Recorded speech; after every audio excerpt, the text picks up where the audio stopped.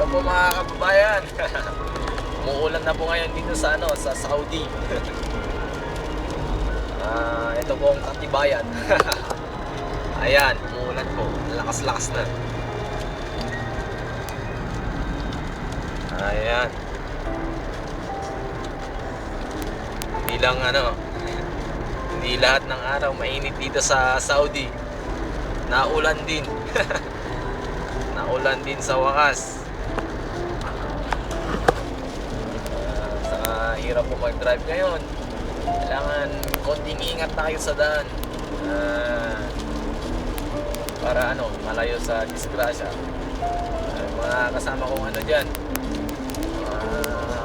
driver sa buong mundo. Kahit ano pa dinadrive mo, kahit gaano ka pa kagaling, kailangan konting ingat pare. Para sa kapahamakan. Para ahaba pa ang buhay mo. Okay, ito po, lakas pa rin ang ulan. Ayan. Kaya konting ingat lang sa pagdadrive.